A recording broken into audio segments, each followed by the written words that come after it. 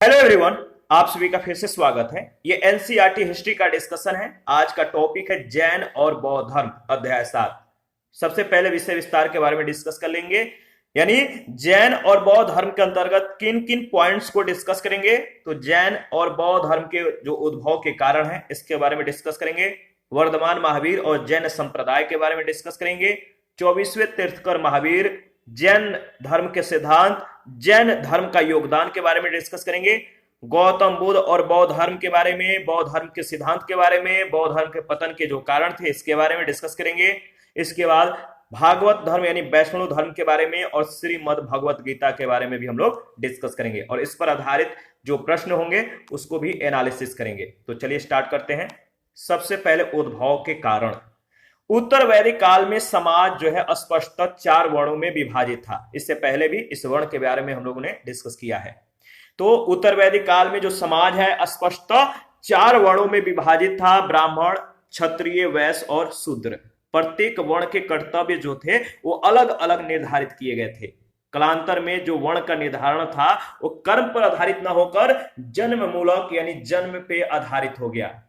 वर्ण व्यवस्था में जो जितने ऊंचे वर्ण का होता था वह उतना ही शुद्ध और सुविधा अधिकारी समझा जाता था। इस व्यवस्था में अपराधी जितने ही निम्न वर्ण का होता था उसके लिए उतने ही कठोर दंड की व्यवस्था होती थी। यानी ऊंचे वर्ण के लोग कम मतलब कि अपराधी होते थे और निम्न वर्ण के लोग उतने ही मतलब कि अपराधी होते थे, यानी सबसे ज्यादा अपराधी होते थे और उस अपराधी को बहुत कठोर दंड दिए जाते थे। ये निम्न वर्ण के लोगों में होता था। उच्च वर्ण के लोग कितना भी बड़ा अपराध कर ले उनको कम दंड दिया जाता था, हल्का फुल्का दंड दिया जाता था। इस वर्ण व्यवस्था में क्षत्रिय लोग जो शासक के रूप में काम करते थे वे ब्राह्मणों के धर्म विषयक प्रभुत्व पर प्रबल आपत्ति व्यक्त करते थे। विविध विशेषाधिकारों का दावा करने वाले पुरोहितों या ब्राह्मणों की श्रेष्ठता के विरुद्ध क्षत्रियों का खड़ा होना नए धर्मों के उद्भव का कारण बना। जैन धर्म के संस्थापक याद रखिएगा वर्धमान महावीर और बौद्ध धर्म के संस्थापक गौतम बुद्ध दोनों क्षत्रिय वंश के थे तथा दोनों ने ब्राह्मणों की मान्यता को जो है चुनौती दी। 6ठी सदी के उत्तरार्ध में लोहे का प्रयोग बढ़ने से मध्य गंगा के मैदान में लोग अधिक संख्या में बसने लगे तथा लोहे के औजारों के प्रयोग से जंगलों की सफाई, खेती और बड़ी बड़ी अस्थायी बस्तियों का निर्माण संभव हो गया।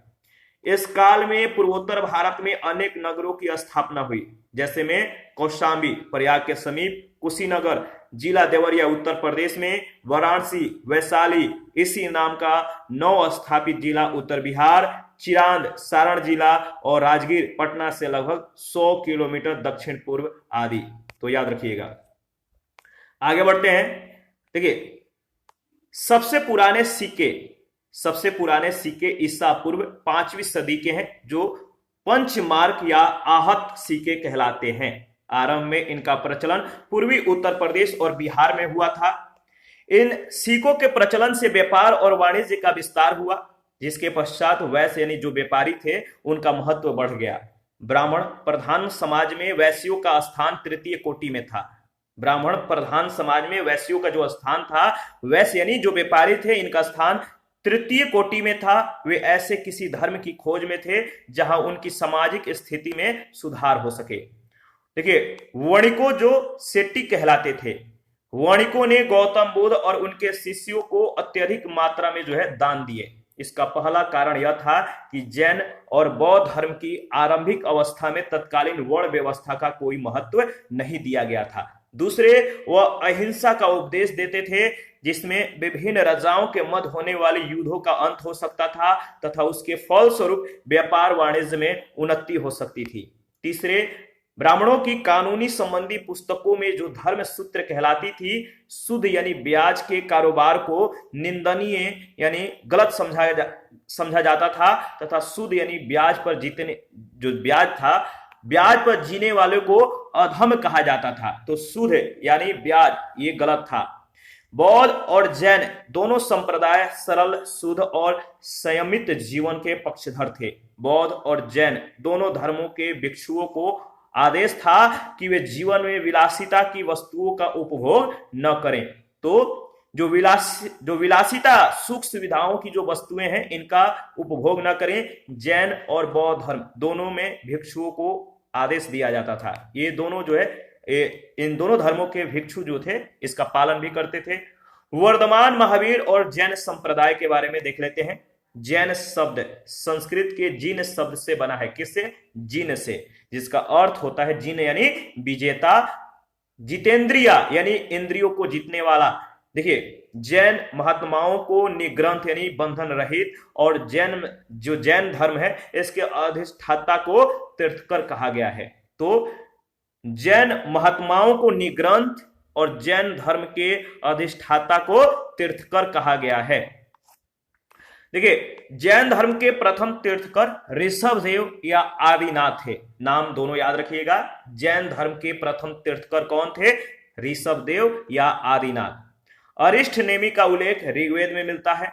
जैन धर्म के 22वें तीर्थकर अरिष्ट नेमि को ऋग्वेद में वासुदेव कृष्ण का भाई बताया गया है।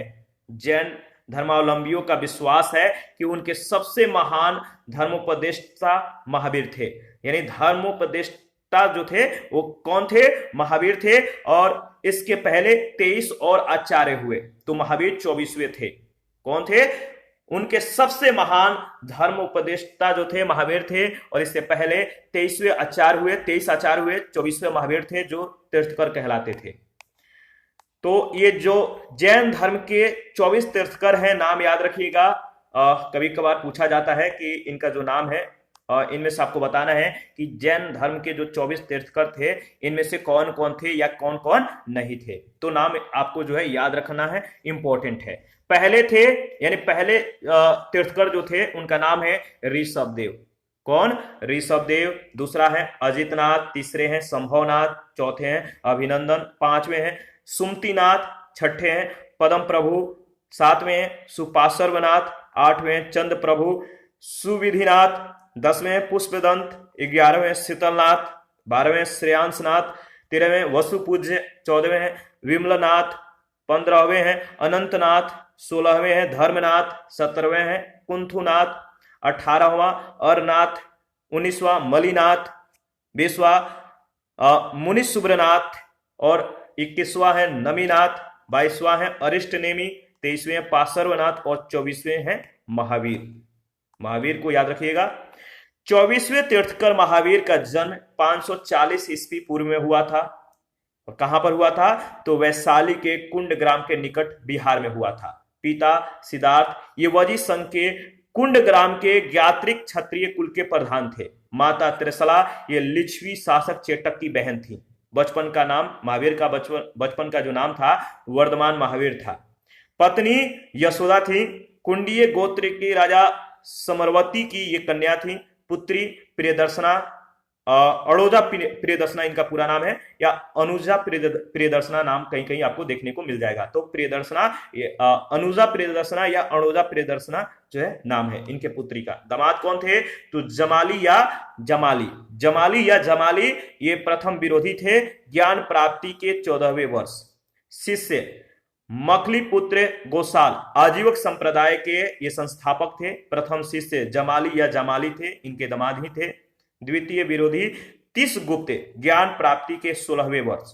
गृह त्याग 30 वर्ष की आयु में बड़े भाई नंदीवर्धन के आज्ञा से इन्होंने गृह को त्याग किया था। ज्ञान प्राप्ति कब हुआ? तो याद रखिएगा 12 वर्ष के कठिन तपस्या के बाद इन्हें ज्ञान की प्राप्ति हुई। ज्ञान प्राप्त स्थल जो है जृंभिक, कहां पर? जृंभिक ग्राम में ऋजुपालिका नदी के तट पर और साल वृक्ष के नीचे। ठीक है।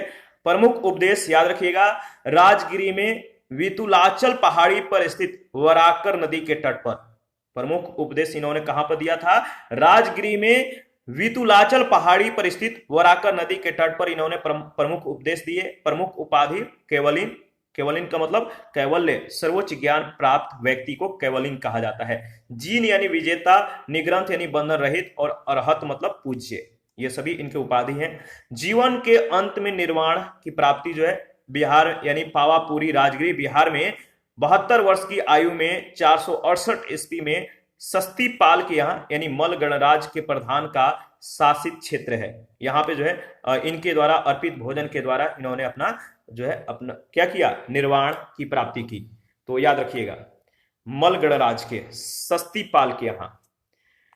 इसके बाद देखिए, अगर बात करें तो जैन धर्म के प्राचीनतम सिद्धांतों के उपदेष्टा जो है 23वें तीर्थकर पार्श्वनाथ माने जाते हैं। कौन? पार्श्वनाथ। और ये वाराणसी के निवासी थे। जैन अनुश्रुतियों के अनुसार पार्श्वनाथ को 100 वर्ष की आयु में संवेद पर्वत पर निर्वाण प्राप्त हुआ था।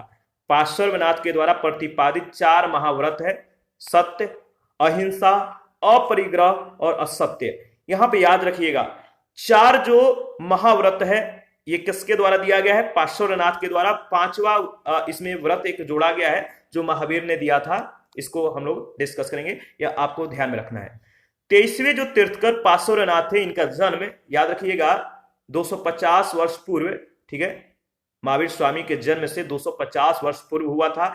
और पार्श्वनाथ के पिता का नाम अश्वसेन था, ये काशी के राजा थे। माता वामा देवी थी, नरवर्मन की पुत्री थी। पत्नी प्रभावती कुशस्थल की राजकुमारी थी। विवरण अगर देखें तो पार्श्वनाथ 23वें तीर्थकर थे, ऐतिहासिक माने जाते हैं, ठीक है। और जैन ग्रंथों में पार्श्वनाथ को पुरुषादनियम कहा गया है। इनके अनुयायियों को निग्रंथ कहा गया है। तो पुरुषादनियम याद रखिएगा। यथार्थ में जैन धर्म की स्थापना पार्श्वनाथ के आध्यात्मिक शिष्य वर्धमान महावीर ने की। किसने? वर्धमान महावीर। वर्धमान महावीर का जन्म 540 ईस्वी पूर्व में वैशाली के निकट कुंडग्राम में हुआ था। उनके पिता सिद्धार्थ ज्ञात्री कुल के प्रधान थे। उनकी माता का नाम त्रिशला था, जो बिंबिसार के ससुर लिच्छवी नरेश चेट्टक की बहन थी। देखिए, जो ससुर थे लिच्छवी नरेश, इनकी चेट्टक लिच्छवी नरेश चेट्टक की ये बहन थी। बिंबिसार के ससुर लिच्छवी नरेश चेट्टक की जो त्रिशला थी बहन थी। महावीर जो है सत्य की खोज के लिए यानी 30 वर्ष की अवस्था में संसारिक जीवन का परित्याग करके सन्यासी हो गए थे, यति हो गए थे। जब 42 वर्ष की अवस्था में पहुंचे तो उन्होंने ज्ञान यानी कैवल्य की प्राप्ति की, सर्वोच्च ज्ञान को प्राप्त किया और उन्होंने वस्त्रों का पूर्ण रूप से त्याग कर दिया। कैवल्य के द्वारा उन्होंने सुख दुख पर विजय प्राप्त की। इसी विजय के कारण वे महावीर यानी महान सूर या जीन यानी विजेता कहलाए और उनके अनुयायी जैन कहलाते हैं। उनका निर्वाण 468 ईस्वी पूर्व में 72 वर्ष की उम्र में वर्तमान में जो है राजगीर के समीप पावापुरी में हुआ। पावापुरी याद रखिएगा। जैन धर्म के सिद्धांत, जैन धर्म के 5 व्रत हैं। पहला है अहिंसा, हिंसा नहीं करना चाहिए। दूसरा है सत्य या अमृषा, झूठ नहीं बोलना चाहिए। तीसरा जो व्रत है वो है असत्य या औचौर्य, यानी चोरी नहीं करना चाहिए। अपरिग्रह, संपत्ति अर्जित नहीं करना चाहिए। और 5वां है ब्रह्मचर्य, जिन्होंने याद रखिएगा जैन धर्म के जो 5वां व्रत है किसने दिया था? तो ये महावीर ने इसका प्रतिपादित किया था। तो इंद्रियों को वश में करना, इसे कहते हैं ब्रह्मचर्य। इन 5 व्रतों में जो है ऊपर के 4 जो व्रत हैं याद रखिएगा पार्श्वनाथ ने दिए थे, जबकि 5वां जो व्रत है ब्रह्मचर्य किसने दिया था? तो ये जो 5वां व्रत है महावीर ने जोड़ा था इसमें। तो 5 व्रत हो गए हैं जैन धर्म के। जैन धर्म में अहिंसा या किसी प्राणी को नहीं सताने के व्रत को सबसे अधिक महत्व दिया गया है। जैन धर्म 2 संप्रदायों में विभक्त हो गया। श्वेतांबर यानी सफेद वस्त्र धारण करने वाला, दूसरा दिगंबर यानी नग्न रहने वाला। जैन धर्म में देवताओं के अस्तित्व को स्वीकार किया गया है, परंतु उनका स्थान जीन से नीचे रखा गया है।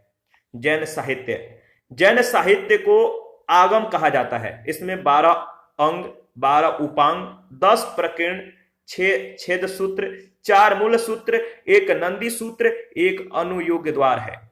जैन धर्म में उल्लेखित जो ज्ञान है, मति यानी इंद्रिय जनित ज्ञान, श्रुति यानी श्रवण ज्ञान, अवधि यानी दिव्य ज्ञान, मन पर्याय यानी अन्य व्यक्तियों के मन मस्तिष्क का ज्ञान, कैवल्य यानी पूर्ण ज्ञान, निग्रंथ एवं जितेंद्रियों द्वारा प्राप्त होने वाला ज्ञान। याद रखिएगा, बहुत ज्यादा इंपॉर्टेंट है। इसके बाद देखिए, अगर बात करें तो जैन धर्म में मुख्यतः सांसारिक बंधन है, इनसे छुटकारा पाने के जो उपाय बताए गए हैं, और इसमें छुटकारा या मोक्ष पाने के लिए सम्यक ज्ञान, सम्यक ध्यान, सम्यक आचरण आवश्यक है। ये तीनों जैन धर्म के त्रिरत्न यानी 3 जौहर माने जाते हैं। जैन धर्म में युद्ध और कृषि दोनों वर्जित हैं, क्योंकि दोनों में जीवों के प्रति हिंसा होती है। तो युद्ध और कृषि, कृषि भी जो है जैन धर्म में मतलब वर्जित है। क्यों? कृषि से बहुत सूक्ष्म जो जीवाणु कीटाणु या जो बहुत तरह के जीव होते हैं, केचुए आदि जैसे, जो कृषि में मतलब कि रहते हैं, मिट्टी में रहते हैं, उनकी जो है हानि होती है। तो जैन धर्म में युद्ध और कृषि जो है दोनों वर्जित है, क्योंकि दोनों में जीवों के प्रति जो है हिंसा होती है। जैन धर्म पुनर्जन्म और कर्मवाद में विश्वास करता है। उसके अनुसार कर्म फल ही जन्म और मृत्यु का कारण है। जैन धर्म संसार की वास्तविकता को जो है स्वीकार करता है। जो जैन धर्म है, संसार की जो वास्तविकता है, जो सत्य है, उसी को स्वीकार करता है, परंतु सृष्टिकर्ता के रूप में ईश्वर को वो नहीं स्वीकारता है, नहीं मानता है। जैन धर्म का जो प्रसार है, जैन धर्म के उपदेशों के प्रचार प्रसार के लिए महावीर ने अपने अनुयायियों का संघ बनाया, जिसमें स्त्री और पुरुष दोनों को स्थान मिला। महावीर के अनुयायियों की संख्या 14,000 बताई गई है। याद रखिएगा, यहां पे याद रखिएगा, बहुत ज्यादा इंपॉर्टेंट है। जो जैन संगतियां हैं, प्रमुख 2 जैन संगतियां हैं। पहला है पाटलिपुत्र में प्रथम संगति जो है जैन संगति, पाटलिपुत्र बिहार में हुआ था। इसके अध्यक्ष थे स्थूलभद्र। कब हुआ था? तो 300 से 298 ईस्वी पूर्व के बीच। परिणाम क्या हुआ इस संगति का? तो बिखरे और लुप्त ग्रंथों का संचयन, पुनः प्रणयन, 12 अंकों का जो है, याद रखिएगा, प्रणयन किया गया। जैन धर्म का 2 संप्रदाय में विभाजन हुआ। दिगंबर नग्न रहने वाले थे, यानी भद्रबाहु के नेतृत्व में दिगंबर जो है पला बढ़ा। और दूसरा था श्वेतांबर, श्वेत वस्त्र धारण करने वाला, और ये इसके जो नेतृत्व करता थे वो थे स्थूलभद्र। याद रखिएगा। दूसरा जो है, द्वितीय जो संगति है, वल्लभी में यानी गुजरात में हुआ था। देवार्धी क्षमा श्रवण जो है इसके अध्यक्ष थे, और श्वेतांबर आचार्य, ये जो थे श्वेतांबर आचार्य थे, देवार्धी क्षमा श्रवण। और कब हुआ था? 512 ईस्वी में। परिणाम क्या हुआ द्वितीय संगति का? तो बिखरे ग्रंथों का संकलन और उनका क्रमानुसार प्रणयन करने के लिए इसका आयोजन किया गया था। ठीक है। जैन धर्म जो है, जैन धर्म, इसने अपने को ब्राह्मण धर्म से स्पष्टता जो है पृथक नहीं किया था। जैन धर्म धीरे धीरे दक्षिण और पश्चिम भारत में फैला, जहां पर ब्राह्मण धर्म कमजोर था। कर्नाटक में जैन धर्म का प्रचार सम्राट चंद्रगुप्त मौर्य कब? तो 322 से 298 ईस्वी पूर्व में किया था। जैन धर्म के मुख्य उपदेशों को संकलित करने के लिए पाटलिपुत्र यानी आधुनिक पटना में एक परिषद का आयोजन किया गया था। 5वीं सदी में कर्नाटक में अधिक संख्या में जैन मठ स्थापित हुए, जो बसदी कहलाते थे। क्या? बसदी कहलाते थे। कलिंग या उड़ीसा में जैन धर्म का जो प्रचार था, ईसा पूर्व 4वीं सदी में हुआ, और ईसा पूर्व 1ली सदी में इसे आंध्र और मगध के राजाओं को पराजित करने वाले कलिंग नरेश खारवेल का संरक्षण मिला। याद रखिएगा।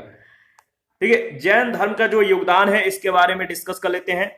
जैन धर्म ने वर्ण व्यवस्था और वैदिक कर्मकांड की बुराइयों को जो है रोकने के लिए गंभीर प्रयास किए। जैन धर्म ने वर्ण व्यवस्था और वैदिक कर्मकांड जो था, इनमें जो बुराइयां थी, इनको रोकने के लिए बहुत ज्यादा प्रयास किया गया। जैनों ने मुख्यतः ब्राह्मणों के द्वारा संपोषित संस्कृत भाषा का परित्याग किया और अपने धर्मोपदेश के लिए आम लोगों की जो बोलचाल थी, जैसे प्राकृतिक भाषा, इसको इन्होंने अपनाया। जैनों ने मध्यकाल के आरंभ में संस्कृत भाषा का अत्यधिक प्रयोग किया था। कन्नड़ भाषा के विकास में यथेष्ट योगदान दिया। उनके धार्मिक ग्रंथ अर्धमागधी भाषा में लिखे गए हैं। किस भाषा में? अर्धमागधी भाषा में। ये ग्रंथ ईसा की 6ठी सदी में गुजरात में वल्लभी नामक स्थान पर अंतिम रूप से संकलित किए गए थे, जो एक महान विधा का केंद्र था। जैनों ने प्राकृत को अपनाया। किसको? प्राकृत को। जैनों ने प्राकृत को अपनाया, जिससे प्राकृत भाषा और साहित्य की समृद्धि हुई। याद रखिएगा, इंपॉर्टेंट है। प्रमुख जैन तीर्थकर और उनके प्रतीक, जैसे पहले जो जैन तीर्थकर थे ऋषभ देव, इन्हें आदिनाथ के नाम से भी जाना जाता है। इनका प्रतीक जो था वो था सांड। अजितनाथ द्वितीय थे, प्रतीक हाथी था। शांतिनाथ ये 16वें तीर्थकर थे, इनका प्रतीक हिरण यानी मृग था। पार्श्वनाथ 23वें थे, सांप इनका प्रतीक था। महावीर 24वें थे, सिंह इनका प्रतीक था। तो सिंबल याद रखिएगा। भद्रबाहु ने कल्प सूत्र को संस्कृत भाषा में लिखा था। प्रमेय कमल मार्तंड की रचना प्रभाचंद्र ने की थी। ठीक है। प्रमेय कमल मार्तंड की रचना प्रभात चंद्र ने की थी, जबकि परिशिष्ट पर्व की रचना हेमचंद्र सूरी ने की थी। भगवती सूत्र महावीर के जीवन पर प्रकाश डालता है। इसमें 16 महाजनपदों का उल्लेख मिलता है। जैन भिक्षुओं के आचार और नियमों का उल्लेख आचारांग सूत्र में उल्लेखित है। आचारांग सूत्र, ठीक है। तो जो जैन भिक्षु हैं, इनके आचार और नियम किसमें उल्लेखित किया गया, किसमें संकलित है, तो आचारांग सूत्र में। जैन धर्म के प्रचार के लिए पावापुरी में एक जैन संघ की जो है स्थापना की गई थी। जैनों ने अपभ्रंश भाषा में पहली बार कई महत्वपूर्ण ग्रंथ लिखे और इसका पहला व्याकरण तैयार किया गया। बौद्धों की तरह जैन लोग भी आरंभ में मूर्ति पूजक नहीं थे। बाद में वे महावीर और अन्य तीर्थकों की मूर्ति या प्रतिमा की पूजा करने लगे। इसके बाद है गौतम बुद्ध और बौद्ध धर्म, इसके बारे में डिस्कस करेंगे। गौतम बुद्ध महावीर के समकालीन थे। उनके बचपन का नाम सिद्धार्थ था, याद रखिएगा, यहां से प्रश्न पूछे गए हैं। उनका जन्म 563 ईस्वी में शाक्य नामक क्षत्रिय कुल में कपिल वस्तु के निकट नेपाल के तराई में अवस्थित लुबनी में हुआ था। लुबनी याद रखिएगा। गौतम के पिता सुदोधन कपिल वस्तु के निर्वाचित राजा और गणतांत्रिक शाक्यों के प्रधान थे। उनकी माता महामाया देवी कौशल राज के कोलिय वंश की राजकुमारी थी। गौतम गोत्र में पैदा होने के कारण इन्हें गौतमी कहा जाता है। प्रमुख बौद्ध स्थल यहां पर आप देख सकते हैं। जो प्रमुख बौद्ध स्थल है, जो भारत का मैप है, यहां पर आप देखिए किस तरह से यहाँ पे जो है पूरा तरह से जो है विस्तारित है। तो ये मैप जो है यहाँ पे ये है बोध गया, सारनाथ, कुशीनगर, लुबनी, कपिल वस्तु, श्रावस्ती, ये सभी मैप में जो है इंडिकेट किया गया है। नेपाल, ठीक है, तो इसको याद रखिएगा। आगे बढ़ते हैं। देखिए, बुद्ध के जन्म के एक सप्ताह पश्चात इनकी माता जो महामाया देवी थी, इनकी मृत्यु हो गई। इसीलिए इनका पालन पोषण इनकी सौतेली यानी मौसी जो थी, सौतेली माँ थी, जिनका नाम था महाप्रजापति गौतमी, इन्होंने इनका पालन पोषण किया था। गौतम बुद्ध का 16 वर्ष के आयु में शाक्य कुल की कन्या यशोधरा यानी बिंबा, जिसका अन्य नाम है गोपा, अन्य नाम है भद्रकच्छना। तो याद रखिएगा, यशोधरा जो है शाक्य कुल की कन्या थी, इनका अन्य नाम है बिंबा, गोपा, भद्रकच्छना। इनसे विवाह हो गया, जिसे उन्हें एक पुत्र राहुल प्राप्त हुआ था। बचपन से गौतम का ध्यान आध्यात्मिक चिंतन की ओर था। 29 वर्ष की आयु में बुद्ध घर से निकल पड़े। गृह त्याग के उपरांत सिद्धार्थ ने अनुमा नदी के तट पर अपने सिर को मुड़वाकर भिक्षुओं का कासाय वस्त्र धारण किया। बौद्ध धर्म के वास्तविक जो संस्थापक थे वो महात्मा बुद्ध थे।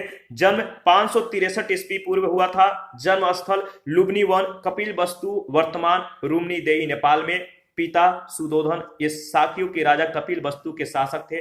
माता महामाया देवी कौलिय गणराज वंश की कन्या थी। इसके बाद बचपन का नाम सिद्धार्थ था, गोत्र गौतम था। पालन पोषण विमाता यानी इनकी जो मौसी थी प्रजापति गौतमी ने किया था। विवाह 16 वर्ष की अवस्था में यशोधरा कोलिय गणराज की राजकुमारी थी, इनसे हो गया। पुत्र राहुल थे। गृह त्याग की जो घटना है महाभिनिष्क्रमण कहते हैं। सारथी चन्ना, घोड़ा कंथक। सारथी कौन था? चना था। घोड़ा का नाम कंथक था। ध्यान गुरु या प्रथम गुरु का नाम अलार कलाम था। ज्ञान प्राप्ति 35 वर्ष की आयु में वैशाख पूर्णिमा के दिन बुद्ध कहलाए। ज्ञान प्राप्ति जो स्थल है गया, बोध गया बिहार, निरंजना नदी का तट घटना संबोधित है। और वट या पीपल वृक्ष, इसी वृक्ष के नीचे इन्हें ज्ञान की प्राप्ति हुई। पीपल वृक्ष के नीचे प्रथम उपदेश स्थल ऋषि पतन यानी सारनाथ में। जो प्रथम उपदेश है स्थल क्या है? ऋषि पतन, जिससे सारनाथ कहते हैं। प्रथम उपदेश सारनाथ से इन्होंने दिया था। स्थान और प्रथम उपदेश किस भाषा में? तो पाली भाषा में, याद रखिएगा। स्थान वाली 5 ब्राह्मण पंचवर्गीय घटना धर्म चक्र प्रवर्तन कहलाता है। प्रथम उपदेश, जो प्रथम उपदेश की घटना है धर्म चक्र प्रवर्तन कहलाता है। इनका जो शिष्य थे आनंद व पाली थे। धर्म प्रचार का स्थल शाक्य, काशी, मगध, अंग, मल्ल, वजी, कौशल राज्य था। जीवन का अंत 483 ईस्वी पूर्व। आयु 80 वर्ष। दिन वैशाख पूर्णिमा। स्थल क्या था? तो कुशीनगर उत्तर प्रदेश। कसिया गांव। महापरिनिर्वाण मृत्यु के बाद, यानी जब मृत्यु हुआ तो इसे महापरिनिर्वाण कहते हैं। तो याद रखिएगा प्रथम उपदेश को क्या कहते हैं, इनके जीवन के अंत को क्या कहते हैं, यह सबसे ज्यादा इंपॉर्टेंट है। यहां से प्रश्न कई बार पूछे गए हैं। बुद्ध के जीवन के बारे में अगर देखें तो देखिए बुद्ध के जीवन की जो घटनाएं हैं, जन्म कहां पर हुआ था? लुबनी में। प्रथम प्रवचन इन्होंने कहां पर दिया था? सारनाथ में। इन्हें ज्ञान की प्राप्ति कहां पर हुई थी? तो बोध गया में। और निधन कहां हुआ था? तो कुशीनगर में। याद रखिएगा। बुद्ध के जीवन की घटनाएं और उनके प्रतीक।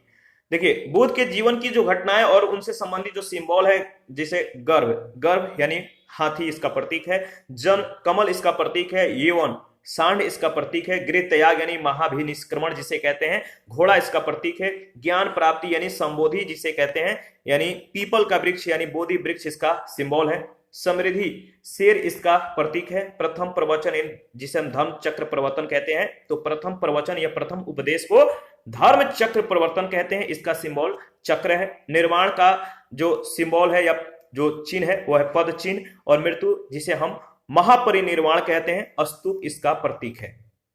7 वर्षों तक जो गौतम बुद्ध हैं, ये 7 वर्षों तक भटकते रहने और 6 वर्ष की कठोर तपस्या के बाद इन्हें जो है सर्वप्रथम वैशाली के समीप अलार कलाम, ये सांख्य दर्शन के आचार्य थे, अलार कलाम नामक सन्यासी के आश्रम में ये पहुंच गए। और इसके उपरांत वे उरुवेला यानी बोध गया के लिए प्रस्थान किए, जहां उन्हें कौंडिन्य सहित 5 साधक मिले। कौंडिन्य 35 वर्ष की उम्र में बोध गया और वैशाख पूर्णिमा के एक रात जो है पीपल वृक्ष के नीचे पुनपु नदी यानी जिसे निरंजना नदी भी कहते हैं, इसके तट पर इन्होंने ज्ञान की प्राप्ति किए। सिद्धार्थ को ज्ञान का प्राप्ति हुआ। सिद्धार्थ यानी महात्मा बुद्ध को ज्ञान प्राप्ति के बाद जो है ये गौतम बुद्ध के नाम से प्रसिद्ध हुए। गौतम बुद्ध ने अपने ज्ञान का प्रथम प्रवचन वाराणसी के सारनाथ में दिया था। उरुवेला से बुद्ध सारनाथ यानी ऋषिपत्नम एवं मृगदाव आए। यहां पर उन्होंने 5 ब्राह्मण सन्यासियों को अपना प्रथम उपदेश दिया, जिसे बौद्ध ग्रंथों में धर्म चक्र प्रवर्तन के नाम से जाना जाता है। महात्मा बुद्ध ने महात्मा बुद्ध जो है इन्होंने तपस्स एवं मलिक नामक 2 शूद्रों को बौद्ध धर्म का प्रथम अनुयायी जो है बनाया। बुद्ध ने अपने जीवन को सर्वाधिक उपदेश कौशल देश की राजधानी श्रावस्ती में दिए। बुद्ध जो है गौतम बुद्ध अपने जीवन के सबसे ज्यादा जो उपदेश दिए हैं कौशल देश की राजधानी श्रावस्ती में। उन्होंने मगध को अपना प्रचार केंद्र बनाया। आगे बढ़ते हैं। देखिए जितने भी पॉइंट है ना बहुत ज्यादा इंपॉर्टेंट है, आपको ध्यान में रखना है। देखिए उनके धर्म प्रचार के कार्यों में ऊंचा नीचा यानी ऊंच नीच, ठीक है, अमीर गरीब और स्त्री पुरुष के बीच कोई भेदभाव नहीं रहता था। याद रखिएगा। महात्मा बुद्ध के प्रसिद्ध अनुयायी शासकों में बिंबिसार, प्रसेनजीत और उदयन थे। बुद्ध के प्रधान शिष्य उपाली व आनंद थे। सारनाथ में बौद्ध संघ की स्थापना हुई। महात्मा बुद्ध अपने जीवन के अंतिम पड़ाव में हिरण्यवती नदी के तट पर स्थित कुशीनगर पहुंचे, जहां पर 483 ईस्वी पूर्व यानी 80 वर्ष की अवस्था में इनकी मृत्यु हो गई। और इस घटना को बौद्ध परंपरा में महापरिनिर्वाण के नाम से जाना जाता है। मृत्यु से पूर्व कुशीनगर के परिवारजक, याद रखिए, परिवारजक सुभद्र को उन्होंने अपना अंतिम उपदेश दिया। परिव्राजक सुभद्र, थोड़ा सा देखिए कभी कभी प्रोनाउंसिएशन में जल्दबाजी में यानी लय में थोड़ा सा गड़बड़ हो जाता है, तो डोंट माइंड, आप लोग खुद से एक बार रिवीजन कीजिएगा, प्रोनाउंसिएशन कीजिएगा, ताकि आपका इससे क्या होगा कि अभ्यास भी होता रहेगा, याद भी हो जाएगा। तो देखिए महापरिनिर्वाण के बाद बुद्ध के अवशेषों को 8 भागों में विभाजित करके 8 स्थानों पर जो है रखा गया, जो निम्नलिखित है। ये जो 8 है, इनके जो 8 भाग हैं, जो 8 अवशेष हैं, कहां कहां पर? लिच्छवी, वैशाली, शाक्य, कपिलवस्तु, कौलिय, रामग्राम, ब्राह्मण, वेदपीठ, मौर्या, पिपलीवन, मल, कुशीनारा, बुल्ली, अलकप और 8वां अजातशत्रु मगध। तो 8 स्थानों पर रखा गया है, ठीक है, इनके 8 अवशेषों को। देखिए कुशीनारा की पहचान पूर्वी उत्तर प्रदेश के देवरिया जिले के कसिया नामक गांव से की जाती है। जो बौद्ध धर्म के सिद्धांत है, इसके बारे में डिस्कस कर लेते हैं। बौद्ध धर्म क्षणिकवादी और अंतःशुद्धिवादी है। क्षणिकवादी और अंतःशुद्धिवादी है। इसके अनुसार सभी संस्कार वैधर्मा है, अतः अप्रमाद के साथ मोक्ष का संपादन करें। बौद्ध धर्म नितांत कर्मवादी है। यहां कर्म का आशय कायिक, वाचिक और मानसिक चेष्टाओं से है। बौद्ध धर्म अनिश्वरवादी है। बौद्ध धर्म का पुनर्जन्म में विश्वास है। बौद्ध धर्म में व्यक्ति भौतिक और मानसिक तत्वों के 5 स्कंधों रूप, वेदना, संज्ञा, संस्कार, विज्ञान से निर्मित बताया गया है। महात्मा बुद्ध के अनुसार संसार दुखमय है और लोग केवल काम यानी इच्छा लालसा के कारण दुख पाते हैं। विशेष क्या है? तो बुद्ध का जन्म, ज्ञान प्राप्ति व महानिर्वाण तीनों वैशाख पूर्णिमा के दिन हुआ था। जन्म भी, ज्ञान की प्राप्ति भी और मृत्यु भी तीनों जो मतलब कि जो संपन्न हुआ कब हुआ? पूर्णिमा के दिन। इसीलिए वैशाख पूर्णिमा को बुद्ध पूर्णिमा के रूप में मनाया जाता है। याद रखिएगा, इंपॉर्टेंट है। देखिए 4 आर्य सत्य, 4 जो आर्य सत्य है कौन कौन से हैं आपको ध्यान में रखना है। पहला है दुख, 4 आर्य सत्य में पहला है दुख, दूसरा है दुख समुदाय, तीसरा है दुख निरोध, चौथा है दुख निरोधगामिनी प्रतिपदा। उनकी शिक्षा है कि न अत्यधिक विलास करना चाहिए और न अत्यधिक संयम। वे मध्यम मार्ग के प्रतिस्थापक थे। बुद्ध ने अपने अनुयायियों के लिए आचार नियम यानी विनय जो है निर्धारित किए थे। गौतम बुद्ध ने दुख की निवृत्ति के लिए अष्टांगिक मार्ग का जो है उपाय बताया है। अष्टांगिक मार्ग का जो है उपाय बताया है। यह अष्टांगिक जो मार्ग है देख लेते हैं। 3 स्कंध व अष्टांगिक मार्ग, 3 स्कंध व अष्टांगिक मार्ग। पहला है, देखिए पहला है प्रज्ञा स्कंध। इसमें 2 अष्टांगिक मार्ग आते हैं, सम्यक दृष्टि और सम्यक संकल्प। ठीक है, वस्तुओं को उनके वास्तविक स्वरूप में देखना। ठीक है, और सम्यक दृष्टि का मतलब और सम्यक संकल्प का मतलब भौतिक सुखों के प्रति आकर्षण का त्याग करना। इसके बाद शील स्कंध के अंतर्गत जो मार्ग है, तीसरा है सम्यक वाक, चौथा है सम्यक कर्मांत। सम्यक वाक मतलब सदा सच बोलना चाहिए और सम्यक कर्मांत का मतलब सदा सत्य कर्म करना चाहिए। और पांचवा जो है सम्यक जीविका यानी सदाचार पूर्वक आजीविका अर्जित करना चाहिए। इसके बाद है समाधि स्कंध। इसमें आता है सम्यक व्यायाम, सम्यक स्मृति। ठीक है, सम्यक व्यायाम का मतलब नैतिक, मानसिक व आध्यात्मिक उन्नति के लिए सतत प्रयत्न करना। और सम्यक स्मृति का मतलब मिथ्या धारणाओं का परित्याग और वास्तविक धारणाओं का स्मरण करना। और 8वां है सम्यक समाधि यानी मन की एकाग्रता। बौद्ध आचार संहिता के जो मुख्य नियम है, पहला है पराय धन का लोभ नहीं करना चाहिए। जो आचार संहिता के मुख्य नियम है, पहला पराय धन का लोभ नहीं करना चाहिए, दूसरा हिंसा नहीं करना चाहिए, नशे का सेवन न करना, झूठ नहीं बोलना और दुराचार से दूर रहना। बौद्ध संगतियां बहुत ज्यादा इंपॉर्टेंट है। कौन सी संगति किसकी अध्यक्षता में हुई थी, उसके समय शासन किसका था, कौन सा समय था और स्थान क्या था। प्रथम जो बौद्ध संगति है 483 ईसा पूर्व में हुआ था, राजगृह में हुआ था। अध्यक्ष महाकश्यप थे और अजातशत्रु के शासन के समय में हुआ था। तो याद रखिएगा 483 ईस्वी पूर्व में बौद्ध संगति पहला हुआ, राजगृह में महाकश्यप उस समय अध्यक्ष थे और अजातशत्रु का शासन था। द्वितीय जो बौद्ध संगति है 383 ईस्वी पूर्व में वैशाली में हुआ था, सावक मीर इसके अध्यक्ष थे, कालाशोक के समय में हुआ था। तृतीय जो है बौद्ध संगति 250 ईस्वी पूर्व में हुआ था, पाटलिपुत्र में हुआ था, मोगलीपुत्र तीसस इसके अध्यक्ष थे और शासन किसका था, तो अशोक का था। चतुर्थ जो बौद्ध संगति है लगभग ईसा की प्रथम शताब्दी में हुआ था, कुंडलवन कश्मीर में हुआ था, अध्यक्ष वसुमित्र थे और शासन किसका था, तो कनिष्क का। तो याद रखिएगा पहला जो प्रथम जो बौद्ध संगति हुआ था अजातशत्रु के समय में, द्वितीय कालाशोक, तृतीय अशोक और चतुर्थ कनिष्क। आगे बढ़ते हैं नेक्स्ट। देखिए बौद्ध धर्म के अगर बात करें तो बौद्ध धर्म ईश्वर और आत्मा को जो है नहीं मानता है। यहां पर याद रखिएगा जो बौद्ध धर्म है ईश्वर और आत्मा को नहीं मानता है। इससे विशेष रूप से निम्न वर्णों का समर्थन प्राप्त हुआ क्योंकि इसमें वर्ण व्यवस्था की निंदा की गई। बौद्ध संघ के द्वारा सभी के लिए खुला रहता, जो बौद्ध संघ था सभी के लिए द्वार खुला था, कोई भी यहाँ पे जो है ज्वाइन कर सकता था, भले वह किसी भी जाति का क्यों ना हो। बौद्ध धर्म में दिवालियां, दासों और ऋण न चुका पाने वालों का जो है संघ में प्रवेश वर्जित होता था। जो बौद्ध धर्म था, बौद्ध धर्म में दिवालिया अगर घोषित हो गया, दास हैं या ऋण न चुका पाने वाले जो लोग थे, इन्हें जो है संघ में प्रवेश वर्जित कर दिया गया था। संघ में प्रवेश का अधिकार प्रारंभ में स्त्रियों को नहीं था, लेकिन बाद में स्त्रियों का प्रवेश जो है दे दिया गया, जिससे उन्हें पुरुषों की बराबरी जो है प्राप्त होती थी। बौद्ध धर्म के प्रसार के जो कारण थे, महात्मा बुद्ध के मृत्यु के उपरांत उनकी शिक्षाओं को संकलित कर 3 पिटकों में विभाजित किया गया। 3 पिटक याद रखिएगा, यहां से भी कई बार प्रश्न पूछे गए हैं। पहला है सूत पिटक। सूत पिटक का जो स्वरूप है पिटकों में बृहत्तम है और विषय बुद्ध के उपदेशों और संवादों का इसमें संकलन। विनय पिटक, देखिए पिटकों में ये लघुतम है, स्वरूप कैसा है तो लघुतम है, और बौद्ध संघ के आचार विचार व नियम निषेध का संकलन है। और तीसरा है अभिधम पिटक, पिटकों में ये माध्यम है और बुद्ध के आध्यात्मिक व दार्शनिक विचारों का इसमें संकलन किया गया है।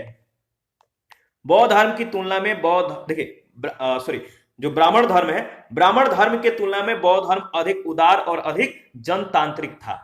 ब्राह्मण धर्म है इसके तुलना अगर किया जाए बौद्ध धर्म से, तो बौद्ध धर्म अधिक उदार और अधिक जनतांत्रिक था। लोगों के पास मतलब कि साधारण जनता निम्न वर्ग के लोग थे, इनके पास भी ये जो था अधिकार था, बौद्ध धर्म को मानने का अधिकार था। देखिए बुद्ध का व्यक्तित्व और धर्मोपदेश देने की उनकी प्रणाली दोनों ही बौद्ध धर्म के प्रचार में सहायक सिद्ध हुआ। निंदा और गाली से उन्हें क्रोध नहीं आता था। कठिन स्थितियों में भी वे धीर और शांत बने रहते थे। जनसाधारण की भाषा पाली को अपनाने से बौद्ध धर्म के प्रचार को और अधिक बल मिल गया। बुद्ध के पंचशील सिद्धांत का वर्ण छांदोग्य उपनिषद में मिलता है। किसमें? छांदोग्य उपनिषद में। गौतम बुद्ध ने संघ की स्थापना की जिसमें प्रत्येक व्यक्ति जाति या लिंग भेद के बिना प्रवेश कर सकता था। संघ में प्रवेश पाने के लिए गृहस्थ जीवन का त्याग व कम से कम 15 वर्ष की आयु का होना आवश्यक था। माता पिता की अनुमति के बिना कोई व्यक्ति इसमें प्रवेश नहीं पा सकता था। अस्वस्थ, शारीरिक विकलांग, ऋणी, सैनिक और दासों का संघ में प्रवेश वर्जित था। अस्वस्थ व्यक्ति, शारीरिक विकलांग व्यक्ति या ऋणी या सैनिक या दास जो थे ये संघ में प्रवेश नहीं कर सकते थे। संघ में या संघ की जो सभा था इसमें प्रस्ताव को नति या वृत्ति कहा जाता था, जबकि प्रस्ताव पाठ को अनुशासन कहते थे। बहुमत से पारित प्रस्ताव को भूमि स्कीम कहा जाता था। मतभेद पर मत विभाजन यानी मतदान होता था।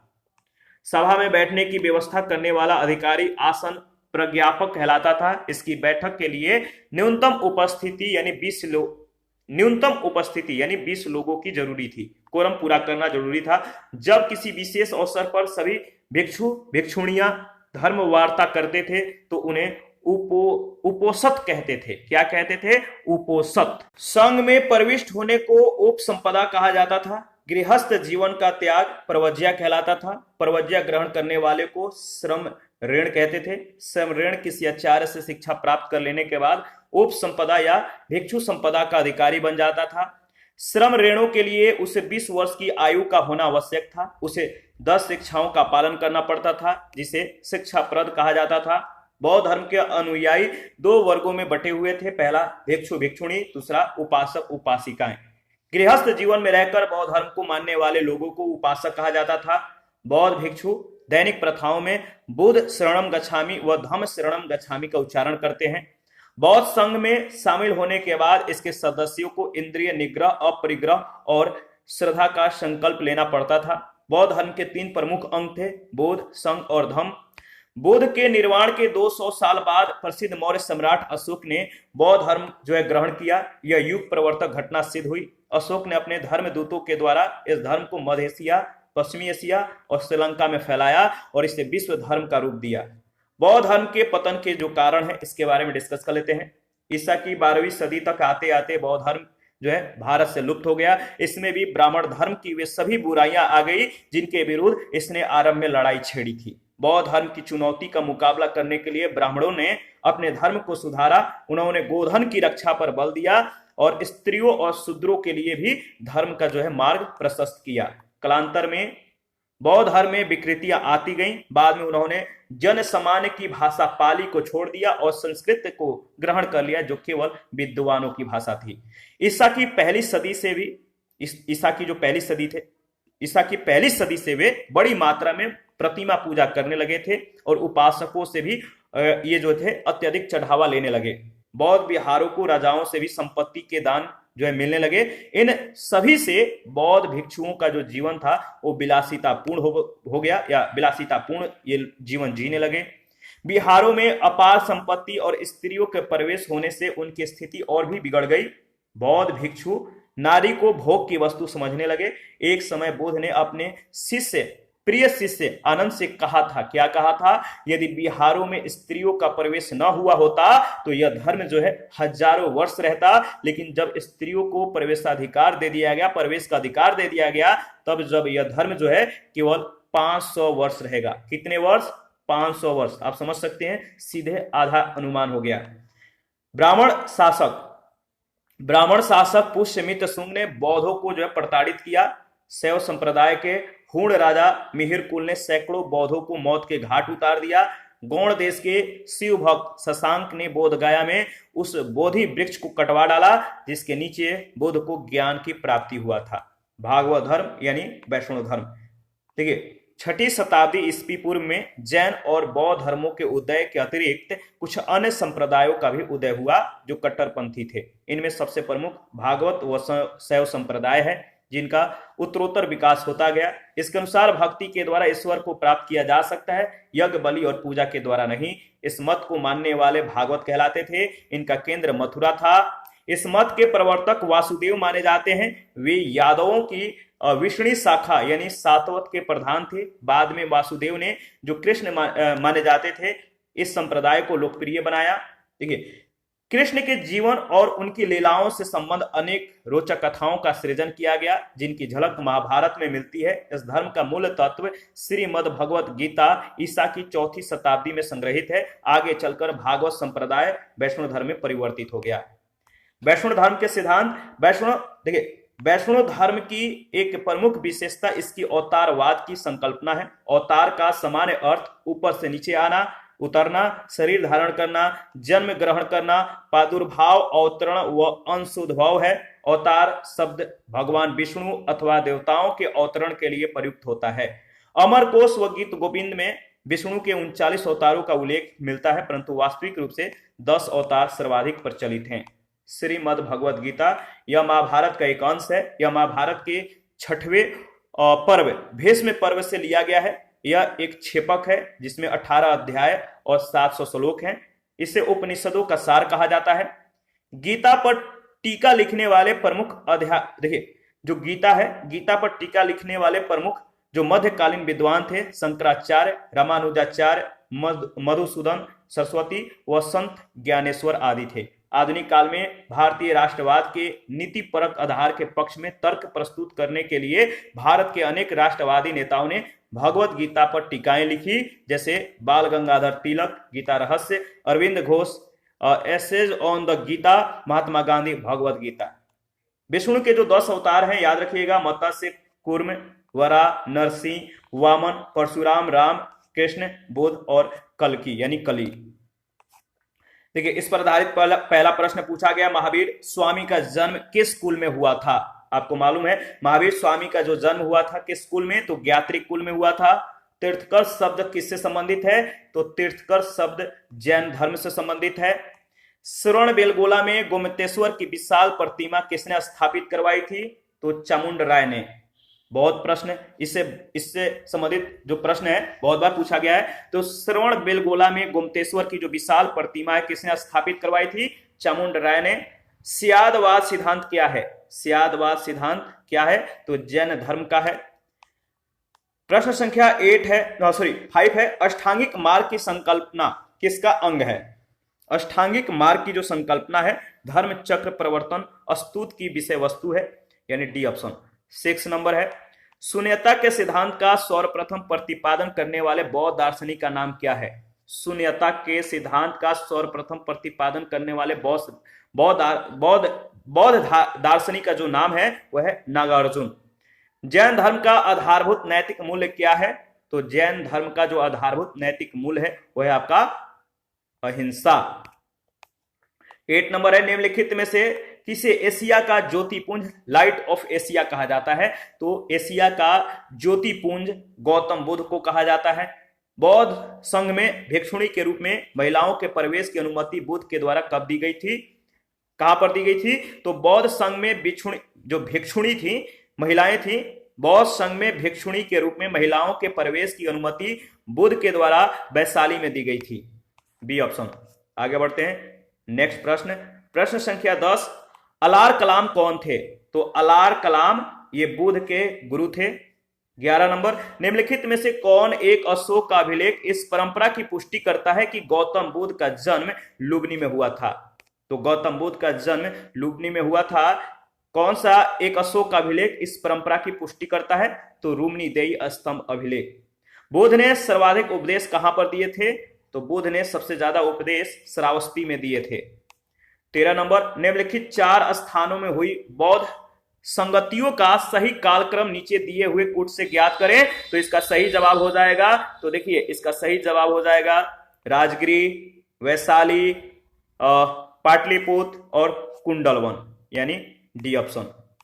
सूची 1 सूची 2 के साथ आपको मिलान करना है, तो चलिए मिलान करते हैं। आपको बताना है एक तरफ आचार्य, दूसरे तरफ उनके सिद्धांत को दिया गया है। तो आचार्य और सिद्धांत, तो देखिए लकुलिस जो है इनका जो सिद्धांत है वो क्या है? तो इनका जो सिद्धांत का जो संबंध है वो है पाशुपत। लकुलिस का संबंध पाशुपत। नागार्जुन का जो संबंध है वो है आपका शून्यवाद। भद्रबाहु का जो संबंध है वो है आपका जैन से, और गोसाल का संबंध आजीवक। इसका सही जवाब हो जाएगा ऑप्शन डी। और 15 नंबर, बेसनगर अभिलेख का हेलियोडोरस कहां का निवासी था? बेसनगर अभिलेख का हेलियोडोरस कहां का निवासी था? तो तक्षशिला, बी ऑप्शन बिल्कुल सही आंसर है। और इसी के साथ आज का सेशन समाप्त करते हैं। नेक्स्ट सेशन में महाजनपद और मगध साम्राज्य के संदर्भ में डिस्कस करेंगे। आप अपनी प्रतिक्रिया देते रहिए, आपके प्रतिक्रियाओं का हमें बेसब्री से इंतजार रहता है। थैंक यू, मिलते हैं नेक्स्ट सेशन में।